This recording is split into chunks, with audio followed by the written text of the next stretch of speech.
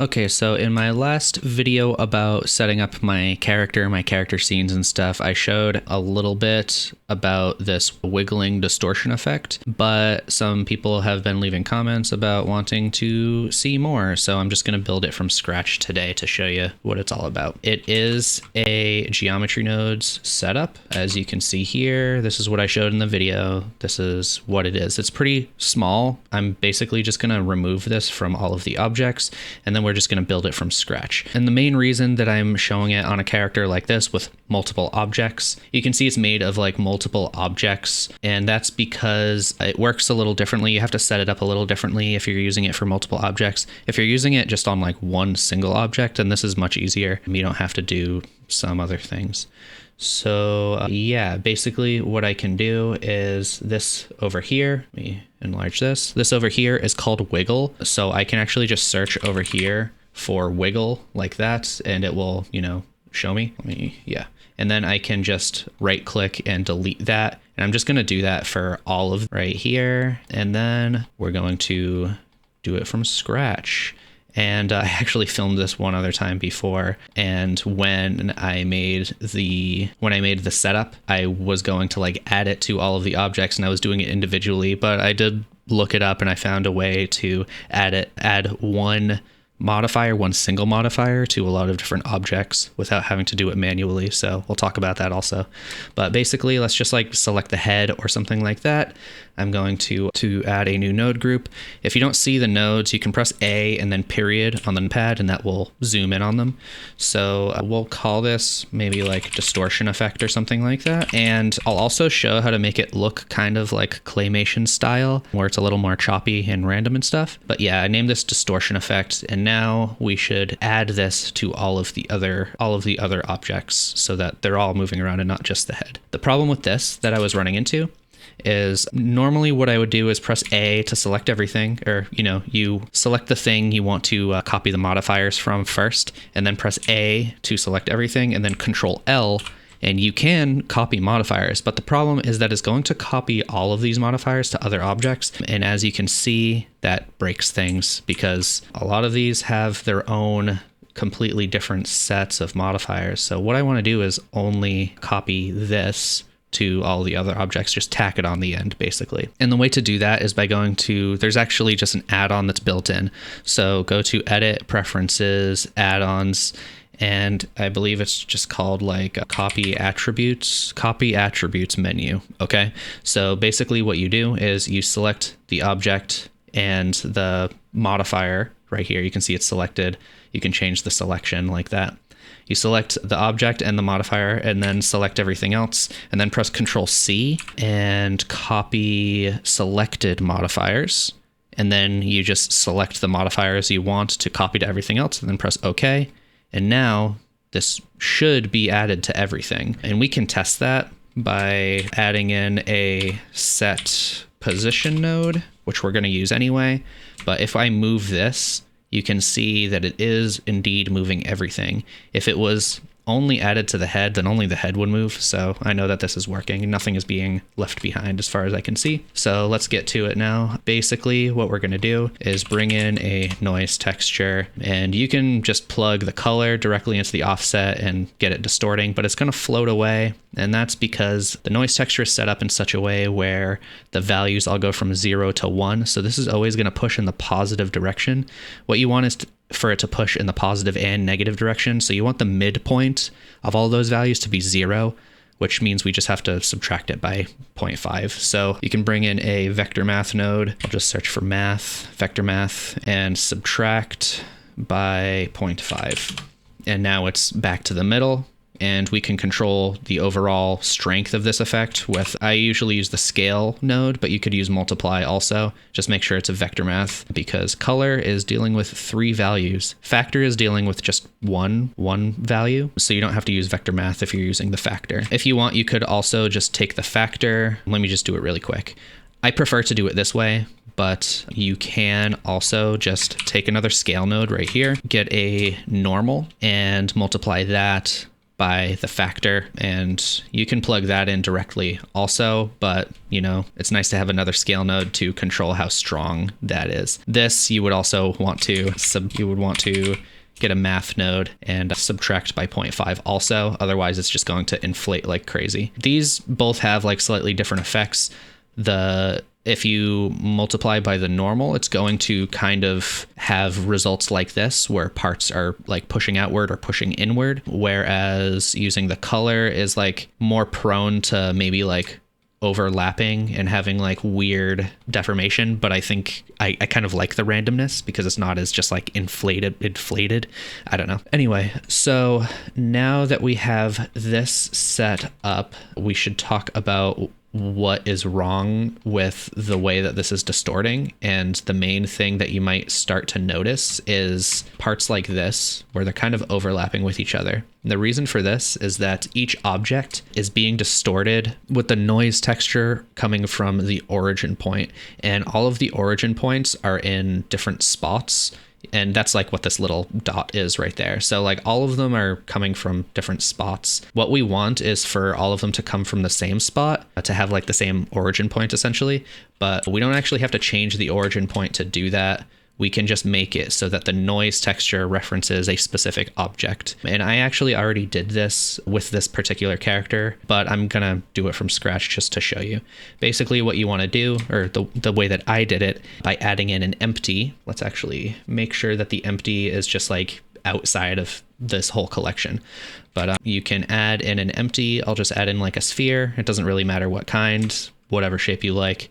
I'm just going to make the radius smaller in here and drag it to the side so that we can see it. So then let's select this again. Another thing is, if you don't want everything to disappear like that when you select other things, you can press this pin right there.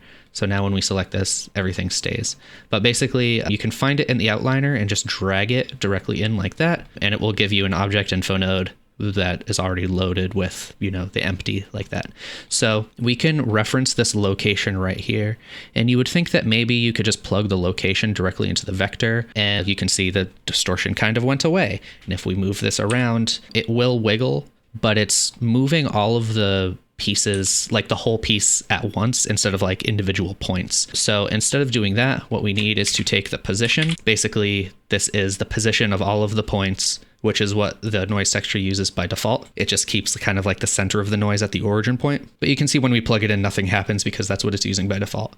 What we want to do is subtract the position, or subtract the location from the position. So we can just bring in a vector math subtract. And a little tip for if you're not sure when to use vector math and when to not, just look at the colors. Like this is the same color as that. So you know that it's going to be a vector math node instead of a regular math node because the colors are different. So now we can subtract these two, plug it in, and now these should move together like this. Let's see, is this wrong? Should I swap it? You might still get overlapping pieces like this, but that's just the nature of using distortion like this. That's what I said one of the downsides is that it's pretty like random. It's pushing in every direction instead of just outward. So you can make this a little more stable by like turning the detail down and changing the scale, and just making the strength of the effect just a little lower also, like that. So you might have to mess around with this a little. I feel like I'm doing something wrong. Am I? Oh, wait a sec. You know what? This is supposed to be set to relative. That's what I was doing wrong. My bad. So it should be a little more stable now with things overlapping not as much. I think it's still right to say that like the nature of using this method with the color is going to be like less stable, I guess, just because, you know, if you turn this up high enough, it might tell like 1 point over here and 1 point over here. They might be getting values that are different enough that cause them to kind of like overlap a little. You can see it gets kind of messy and broken, but at like lower values and like lower strength, it is a little more, I just like the way that it looks a little more, so that's why I use this one. But yeah, you want to make sure you set this to the relative location, and now they should all be getting kind of like the same noise value coming from the same spot. And you can see when we move it around, it is actually like moving all together. You can kind of see the pattern moving like all the way down, like from one object to another, or like if you look at the arms when I move it this way, that it's like kind of moving like the same speed, the same texture, you know, the same pattern, all that. So that's important for when you're using multiple objects like this. Another thing to mention that's really important is that you want all of these objects, the rotation and the scale, to be applied, which means like the rotation should be 0 and the scale should be 1. And if that's not the case, then you can press Control A. We have apply rotation and scale. That should keep things looking the same. In some cases it will be different, but I don't know.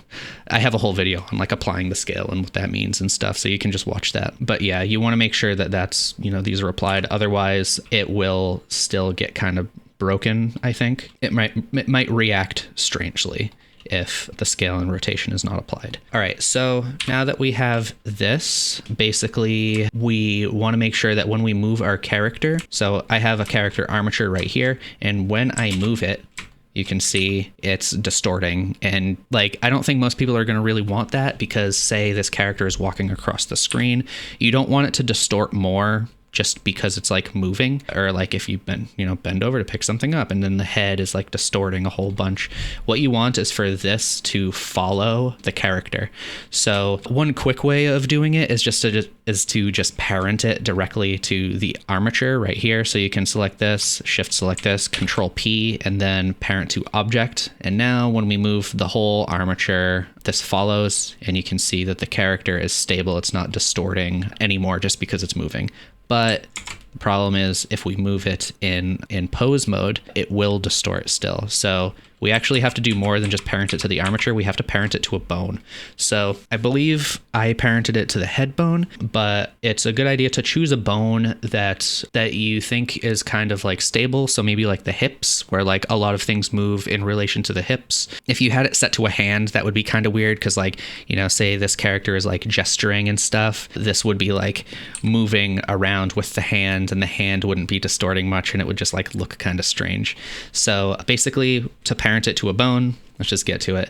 Select this, shift select the armature, and then go into pose mode. Then you can select the bone you want. So I can, you know, select the head bone, Control P, and parent to bone like that. So now this is parented to the head bone. And if I move the whole body just from the root in pose mode, now it's no longer distorting, which is good. That's what we want. And it should make it a little more stable. So let's just move this a little closer. We can, you know, set it like up here, something like that. Oops, go into pose mode and test this out. So now everything will kind of distort or deform a little when I'm moving the head, but the head deforms not as much as maybe like the feet or the arms would, which I think is fine. You're going to be dealing with that a little bit no matter what, but I think having the head not deform as much is maybe better, because people will be maybe like focusing on the face, especially if the character is talking. So it's kind of like, you know, putting all the bad effects where you think people won't look as much is kind of what I'm trying to say. And also I never have it up like this high, so this is definitely exaggerated just so that you can see it more clearly. But now we don't have that issue of the character moves across the screen and it like deforms more. So now I should talk about, we press play and it's not wiggling, so we want it to actually do that. The way we do that is pretty easy. We can just set this to 4D, the noise texture, and just change the W value like that. But we want to automate this, and we can do that with the scene time node. And I usually use seconds, which is different from frame, because let's check the frame rate. So the frame rate is 30 frames per second, and a second, no matter what I change this to, should be consistent. Let's turn this down, turn this up. Okay, so just try to pay attention to the speed of this visually. If I change it to 24, it's kind of moving the same speed. If I change it to, let's try to change it to 60, it looks like it's kind of moving the same speed. Basically what I'm saying is the seconds value is not really dependent on the frame rate, whereas like the frame is.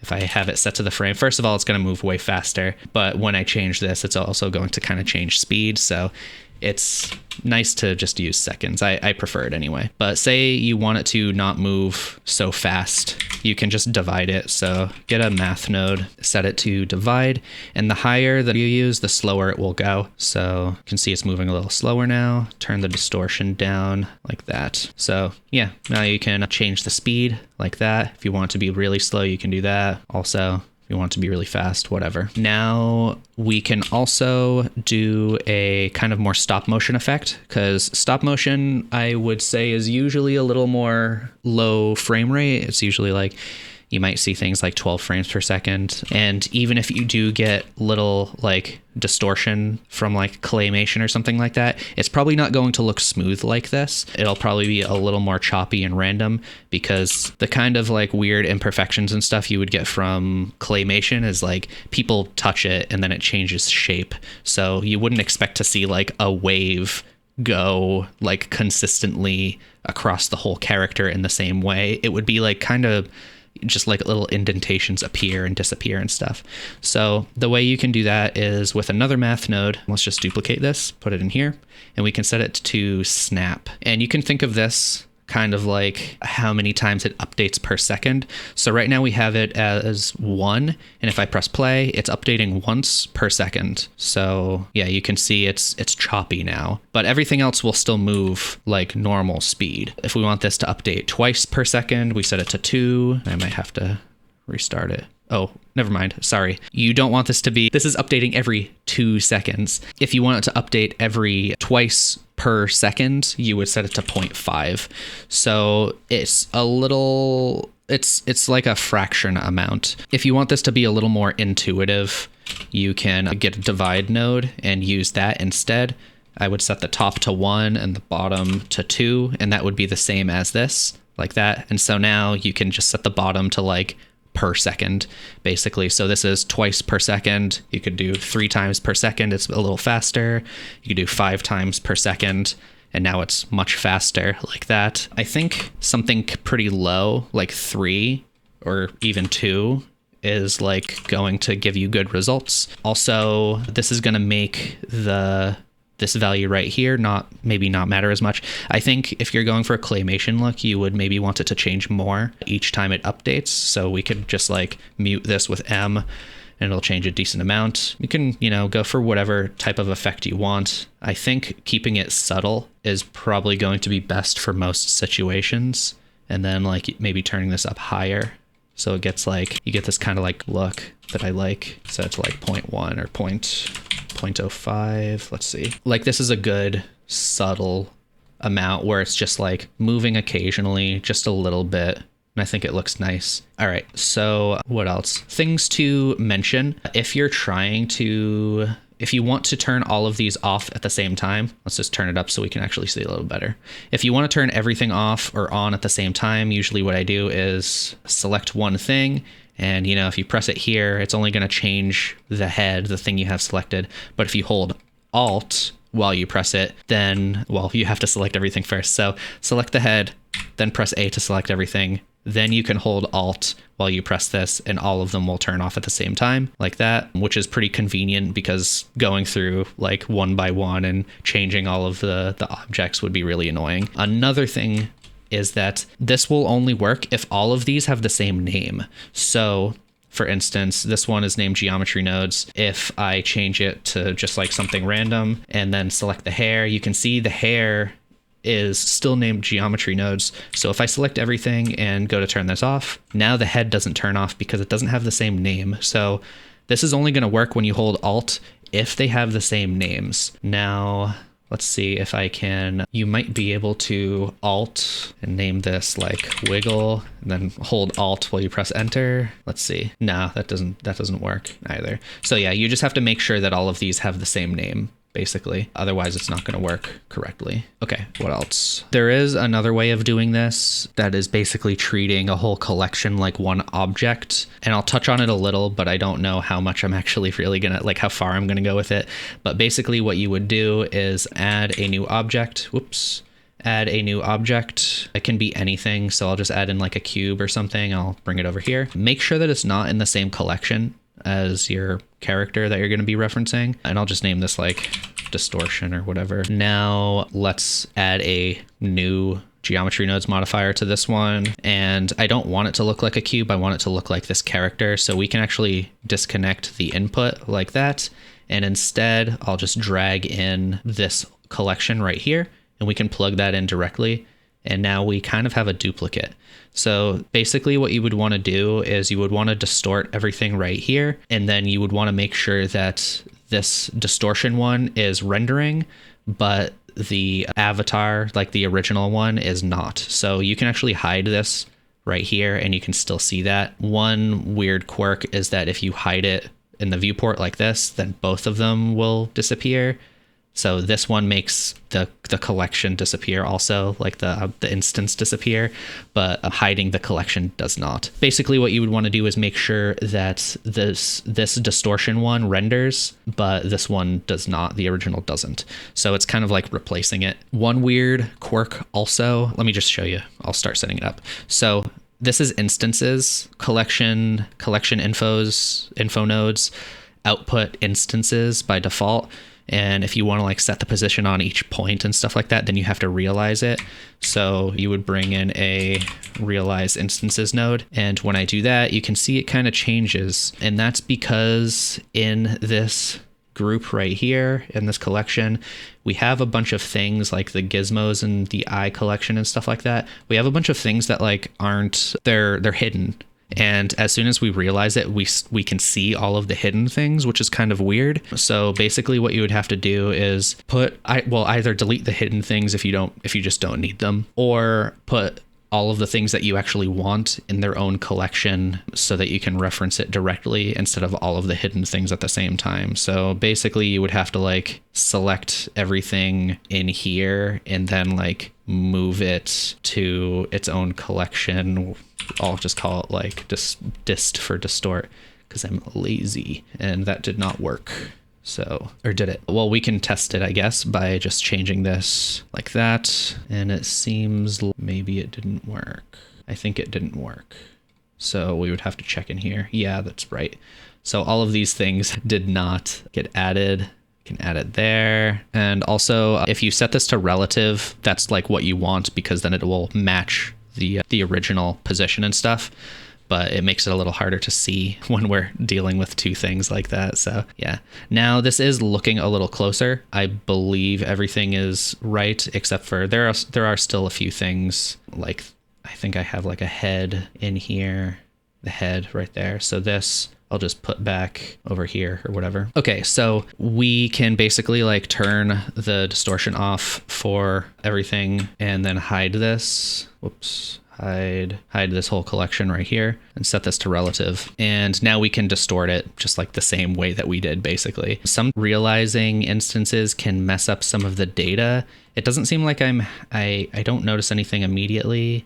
I think some of the shading is wrong. So I was using like auto smooth. Maybe in future versions like 4.1 that won't be the case because auto smooth is kind of changing. But you can see right here it's treating the edge like it's smooth, but on the original it would be treating it like it's sharp. So some of that data gets kind of messed up in the process. So you just kind of have to like deal with that as far as I know, which is annoying, but whatever. But yeah, you would basically just deform this the same way that we just did with like a set position node and a noise texture with, you subtract this by 0.5 and then scale and then plug it in here. And we don't really have to deal with treating all of these like separate objects because we can treat the whole thing like one object if we do it this way. Yeah, that's kind of it. And we don't get like the weird overlapping issues because again, it's like kind of treating it like it's one object. It would be a good idea to use like the wiggle reference empty right there also in the same sort of way,